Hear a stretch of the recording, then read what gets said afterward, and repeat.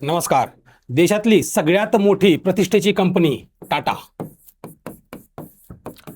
टाटाबद्दल आपण आज बोलणार आहोत. टाटामध्ये बरंचसं जे काही मागच्या दिवसापासून त्यांच्या बोर्ड मीटिंगमध्ये वगैरे असेल किंवा मग त्यांचे जे चेअरमन आहे एन चंद्रशेखरन यांचा राजीनामा असेल, बरंचसं काही स्टेक लागलेलं आहे. सगळा डिटेल आपण आज बघणार आहेत. बॉम्बे हाऊसमधील कोंडी. हे बॉम्बे हाऊस काय? टाटा कंपनीचं हेडक्वार्टर जे मुंबईमध्ये आहे त्या हेडक्वार्टरचं नाव आहे बॉम्बे हाऊस. ठीक आहे. कंटेक्स्ट काय आहे? कंटेक्स्ट आहे की 109 वर्षामध्ये म्हणजेच टाटा सन्स नावाची कंपनी. बघा, याचं मी थोडं तुम्हाला कॉन्टेक्स्ट सांगतो, याच्यामध्ये समजून येईल तुम्हाला. जे आपण टाटा म्हणतो का, हा आहे तुमचा टाटा. टाटा नावाचा ब्रँड आहे. टाटा नावाचा ब्रँड आहे. त्या टाटाच्या खाली 31 कंपन्या 31 कंपन्या काम करतात. टाटा स्टील असेल, टाटा सॉल्ट असेल, टाटा TCS असेल, अशा अनेक 31 कंपन्या. त्या 31 कंपन्यापैकी 26 कंपन्या या लिस्टेड आहेत. लिस्टेड समजता ना? लिस्टेड म्हणजे NSE वगैरेवर लिस्टेड आहेत. आणि उरलेल्या ज्या किती झाले 26 आणि 7, जे 7 कंपन्या हे अनलिस्टेड आहेत. आता हे झाले टाटा ब्रँडच्या खाली ऑपरेट होणाऱ्या कंपन्या. आता हा जो टाटा आहे ना, टाटा, या टाटा जो ब्रँड आहे ना, त्याच्या कंपनीचं नाव आहे Tata Sons. Tata Sons private limited ही प्रायव्हेट कंपनी आहे. ही एक प्रायव्हेट कंपनी आहे. आणि या कंपनीची इस्टॅब्लिशमेंट आहे 1917ला सर जमशेदजी टाटा यांनी केली. 1917 टाटा सन्स नावाची कंपनी आहे. त्याच्या हा ब्रँड आहे. त्या टाटा ब्रँडच्या खाली 31 कंपन्या काम करतात. आता मुद्दा इथं आहे, हे लक्षात घ्या, कारण ह्याची जी संरचना आहे ना, ती बाकीचे जेवढे कॉर्पोरेट हाऊसेस आहेत नॉट ओनली इन इंडिया, अख्ख्या वर्ल्डमध्ये त्याच्यापेक्षा पूर्णपणे वेगळी आहे. त्यामुळे तुम्हाला हा मुद्दा समजणं गरजेचं आहे. टाटा सन्स कंपनी कुठलीही असेल त्याचे भागधारक असतात. म्हणजे कंपनी कुणाच्या मालकीची, त्याचे काही पर्सेंटेज असतात तर हे टाटा सन्स जी कंपनी आहे प्रायव्हेट लिमिटेड, त्याचे सगळ्यात जास्त शेअर हे आहेत टाटा ट्रस्टकडे. आता टाटा ट्रस्ट काही एक ट्रस्ट नाही, 2-4 ट्रस्ट मिळून आहेत. जसं जमशेदजी टाटा ट्रस्ट आहे किंवा सर रतन टाटा ट्रस्ट आहे, सर दोराबजी टाटा ट्रस्ट आहे. ठीक आहे. तसे टाटा ट्रस्टकडे मिळून एकूण जवळपास 66% शेअर आहेत. आणि दुसरा मोठा भागीदार आहे पलोंजी ग्रुप, शापूरजी पलोंजी ग्रुप आहे, त्याच्याकडे जवळपास 18.3% शेअर आहेत. ही गोष्ट पक्क डोक्यात ठेवू द्या, कारण हीच गोष्ट आणि ही जी रचना आहे का, हीच रचना मुळं आजचा जो महाभारत चालू आहे ना टाटामध्ये, तो याच रचनेमुळे आहे. त्यामुळे परत एकदा सांगतो, टाटा नावाचा ब्रँड आहे, कंपनी नाही. टाटा नावाचा ब्रँड आहे. त्याच्या अंडर 31 कंपन्या आहेत. त्या 31 कंपन्यापैकी 26 हे लिस्टेड आहेत आणि 7 हे अनलिस्टेड आहेत. त्याच्यावरही टाटा सन्स ही नावाची कंपनी आहे. टाटा सन्स नावाची कंपनी आहे. ती कंपनी प्रायव्हेट कंपनी आहे. 1917 मध्ये इस्टॅब्लिश झाली. आता टाटा सन्सचे जे शेअर आहेत ते आहेत टाटा ट्रस्टकडे 66%. टाटा ट्रस्ट जी आहे ती धर्मादाय संस्था आहे. धर्मादाय संस्था म्हणजेच गरिबांना मदत करणे किंवा एक NGO टाईप काम करते. म्हणजे याचा जो प्रॉफिट आहे का टाटा सन्सचा, तो जातो टाटा ट्रस्टमध्ये. आणि टाटा ट्रस्ट काय करतं? NGO म्हणून काम करतं. म्हणजेच त्याचे सगळेच्या सगळे पैसे भारतातल्या सामाजिक वेगवेगळ्या संस्था असतील इकडे लागतात. हे मुद्दा समजला. हा मुद्दा समजला की पुढे इश्यू समजतो. टोटल जो टाटा ग्रुप आहे ना, त्याचं एकत्रित मूल्य आहे $400 बिलियन. $400 बिलियन. भारताची जी अर्थव्यवस्था आहे तो 4 ट्रिलियन आहे. म्हणजेच जवळपास किती 10% एकटा टाटा आहे. 66% टाटा ट्रस्टचा टाटा सन्समधील वाटा 66. मी तुम्हाला सांगितलं 66. ठीक आहे. म्हणजेच हे संकट एका व्यक्तीचं नाही, हे रचनेचं आहे. का रचनेचं आहे तुम्हाला सांगितलंय. म्हणजे एका धर्मादाय विश्वस्त संस्था, म्हणजे एक ट्रस्ट आहे जी एवढ्या मोठ्या कंपनीवर ताबा आहे, एका मोठ्या कंपनीवर वर्चस्व आहे असं म्हणता येईल. पण याला काय लागले बघा, 400 बिलियन मी तुम्हाला सांगितलं. सूचीबद्ध टाटा कंपनीचं एकत्रित बाजार मूल्य 277 अब्ज आहे. हे 26+ ह्याच्यामध्ये तुम्हाला मी सगळं सांगितलेलं आहे. टाटा काय करतं, टाटा काय करत नाही हा प्रश्न विचारा.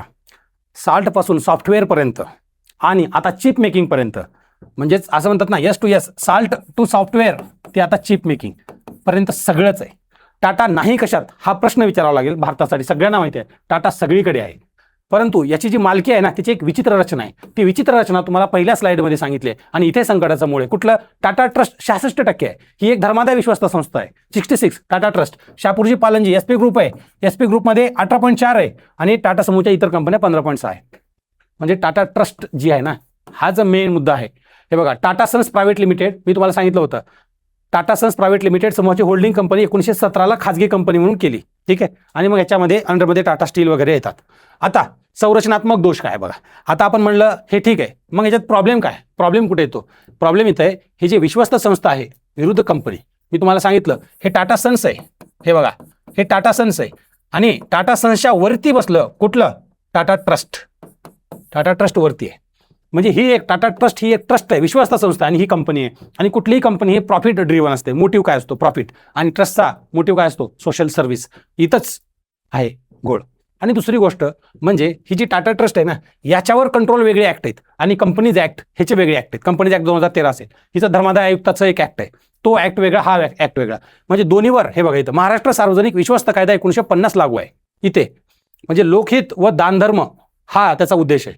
इथं काय, कंपनी कायदा, कॉर्पोरेट गव्हर्नन्स सगळीकडे लागू होतं टाटा सन्सला, पण टाटा ट्रस्टला लागू होत नाही, जी तिची मालकी आहे. आणि टाटा ट्रस्ट हे फक्त दानधर्म आणि लोकहित ह्याच गोष्टीवर काम करते.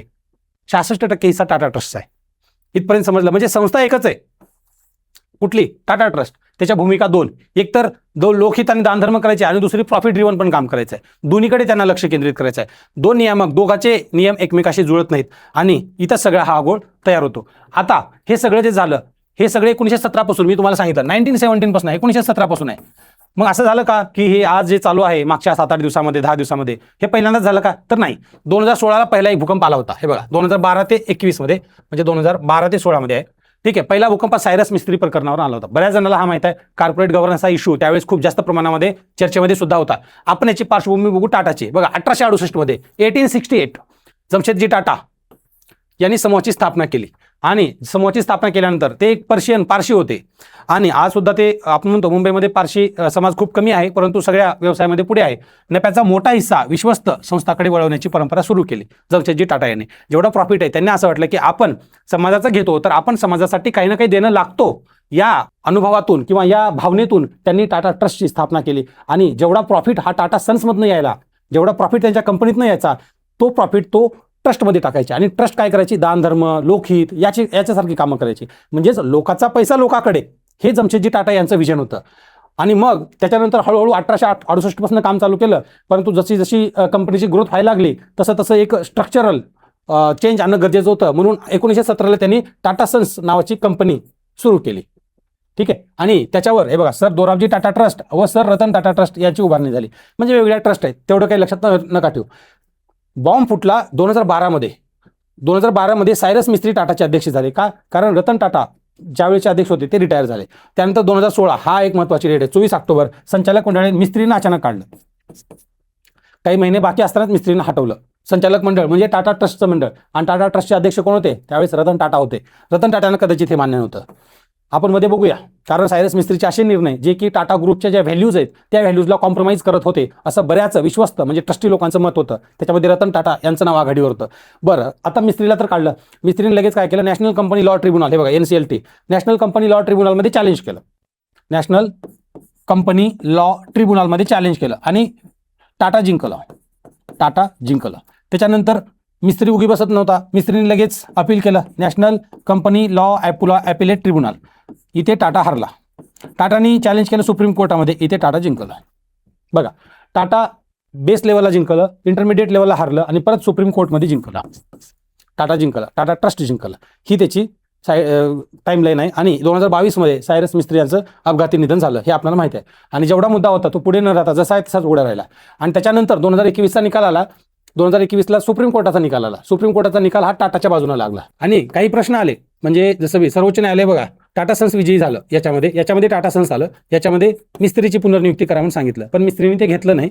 न्यायालयाने काय ठरवलं बघा, तो सगळा अधिकार टाटाकडे आहे, काही इश्यू आहे नाही. परंतु काही प्रश्न सुप्रीम कोर्टने सांगितले नाही आणि तेच कळीचा मुद्दा ठरले. ट्रस्ट आणि कंपनी, मी जसं म्हणलं, ही जी ट्रस्ट आहे आणि कंपनी याच्यातील नेमकी रेषा कुठली आहे, निकालाने काही स्पष्ट केली नाही. नेमकी रेषा स्पष्ट केली नाही. ॲक्च्युली मी जसं म्हणलं, हा जो आहे टाटा सन्सवर टाटा ट्रस्ट आहे आणि हे शापूरजी पालुंजी ग्रुप आहे. हा जो शापूरजी पालुंजी ग्रुप आहे ना, हाच मिस्त्री आहे, हा सायरस मिस्त्री आहे, मिस्त्री कुटुंब आहे. ह्याचे 18% शेअर आहे, 18.4%. आता याला बाहेर यायचं आहे, समजा याला बाहेर यायचं आहे, कारण ह्याची स्वतःची कंपनीचे डेप्ट्स आहेत, त्याला ते डेप्ट द्यायचे आहेत. तर SP ग्रुप आहे ना, याचे शेअर काही विकायचं म्हणतोय, हा 18% आहेत ना, ह्याचे शेअर विकायचं म्हणतोय. परंतु ही कंपनी लिस्टेडच नाही. टाटा सन्स ही लिस्टेड कंपनीला आहे, कारण म्हणून लिस्टेड कंपनी असल्यामुळे त्याचं बाजार मूल्य कसं ठरवणार ना. त्यामुळे हे SP जे ग्रुप आहे, मिस्त्री वगैरे, हे म्हणतात की तुम्ही करा. आणि हाच मुद्दा पुढे येणार आहे, हाच प्रॉब्लेम आहे. आता 2024 मध्ये आता काय झालं, हे झाला पहिला भाग. ठीक आहे, भाग पहिला 21ला संपलं. बरं, 2022ला सायरस मिस्त्री गेला. 2022ला सायरस मिस्त्रीचं निधन झालं. बरं, त्याच्यानंतर 2024 पर्यंत एकदम ठीकठाक चालू होतं का? या 2 वर्षे रतन टाटा यांनी स्वतः सूत्र सांभाळले. एवढं वय असताना सुद्धा ते स्वतः काम करायचे आणि त्यांचा जो विश्वास होता, म्हणजे सगळ्या लोकांना एका दोरीमध्ये बांधण्याची त्यांची जी क्षमता होती, ती क्षमता त्यांनी इथं वापरली आणि त्याच्यामुळे कुठलेच मतभेद बाहेर आले नाही. जर मतभेद बोर्डरूममध्ये होते, टाटा ट्रस्टच्या बोर्डरूममध्ये किंवा टाटा सन्सच्या बोर्डरूममध्ये मतभेद होते, परंतु तरी सुद्धा ते मतभेद बाहेर आलेले नाहीत. का आले नाहीत? कारण रतन टाटा यांची जी स्टेचर होतं ना, ते खूप हायर लेवल होतं, म्हणजे हायेस्ट स्टेचर होतं. त्यामुळे त्यांचा शब्द कोणी ओलांडला नाही. सगळ्या ज्या नियुक्त्या व्हायच्या त्या सगळ्या नियुक्त्या एकमतानं व्हायच्या. म्हणजेच एखाद्याचा मतभेद असेल सुद्धा, परंतु रतन सरांनी जर सांगितलं की नाही याला आपणाला चेअरमन करायचं आहे, तर त्याला कोणी विरोध करायचा नाही. हा जो विरोध आहे ना, हा विरोध रतन टाटा यांच्या गेल्यानंतर हा बाहेर येत राहिला. ठीक आहे, म्हणजे इथं बघा, ट्रस्ट आणि टाटा सन्स यांच्यातील अस्पष्ट रेषा त्यांच्या वैयक्तिक अधिकारामुळे झाकली गेली.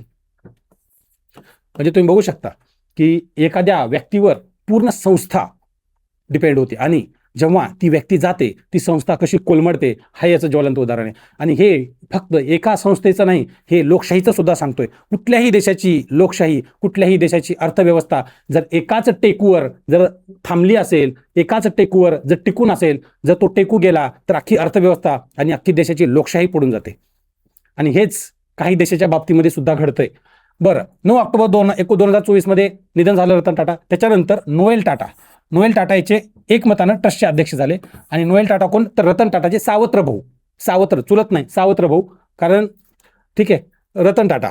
बरं, म्हणजेच गव्हर्नरचा धडा काय? जी रचना एका व्यक्तीच्या नैतिक आधारावर तोलली जाते, ती त्या व्यक्तीच्या पश्चात कोसळते. आणि हे एका इन्स्टिट्यूशन नाही, तर सगळीकडे खरं आहे. मी तुम्हाला सांगितलं ही संकटाची कालरेषा बघा. रतन टाटा यांचं निधन झालं आणि नोएल टाटा ट्रस्टचे अध्यक्ष झाले. आणि सगळ्यात महत्त्वाचा मुद्दा हा आहे की त्यांनी आहे ना आजीवन विश्वस्त पदाचा ठराव मांडला. म्हणजे ट्रस्ट जे आहे ना, परपेच्युअल ट्रस्ट, म्हणजे पूर्णच्या पूर्ण मरेपर्यंत जर एखाद्याला ट्रस्ट म्हणून नेमणूक झाली तर मरेपर्यंत ते ट्रस्टचे मेंबर राहतील, असा प्रस्ताव मांडला. आणि तोच प्रस्ताव भारत सरकारला, इनफॅक्ट महाराष्ट्र शासनाला मान्य नव्हता. म्हणून महाराष्ट्र सरकारच्या आयुक्तांनी हे बघा, महाराष्ट्र सार्वजनिक विश्वस्त सुधारणा अध्यादेश कायदा काढला. आणि हे जे आजीवन विश्वस्त आहेत, म्हणजे परमनंट ट्रस्ट किंवा परपेच्युअल ट्रस्टी आहेत ना, परपेच्युअल ट्रस्टी, यांच्यावर बंदी आणली. त्याच्यानंतर फेरनियुक्ती वगैरे करायला सांगितलं. आणि हा केंद्र सरकारचा सुद्धा या कंपनीमध्ये हस्तक्षेप झालेला आहे. टाटा अमित शाह असतील, निर्मला सीतारामन असतील, यांच्या बऱ्याचशा बैठका यांच्यासोबत झाल्या. हे का झाले आपण पुढे बघूया. त्याच्यानंतर आता लेटेस्ट असं झालं की एन चंद्रशेखरन हे टाटा सन्सचे अध्यक्ष आहेत. त्यांनी म्हणलं की मी 3री टर्म घेणार नाही, मी आता राजीनामा करतोय. 3री टर्म त्यांची संपणार आहे 2027 मध्ये, फेब्रुवारी 2027 मध्ये त्यांची टर्म संपणार आहे. तोपर्यंत मी राहील, पण त्याच्यानंतर जी 3री टर्म आहे ती मी घेणार नाही असं सांगितलंय. आणि लेटेस्ट असं झालं की 108वी 108 EGM म्हणजे अॅन्युअल जनरल मीटिंग, दर वर्षाला एक EGM होते, अॅन्युअल जनरल मीटिंग सगळ्या भागधारकाची, आणि तिथं मोठमोठे डिसिजन घेतले जातात. हीच मीटिंग पूर्ण 108वी होती. मागच्या 1917 पासून, म्हणजे 108 वर्षात पहिल्यांदाच तहकूब झाली. दिस इज द फर्स्ट टाइम, पहिल्यांदा तहकूब झाली. कारण कोरम नव्हतं.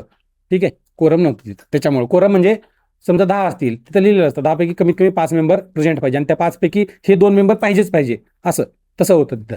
म्हणजे जे ट्रस्टचे मेंबर आहेत ना, ते पाहिजे.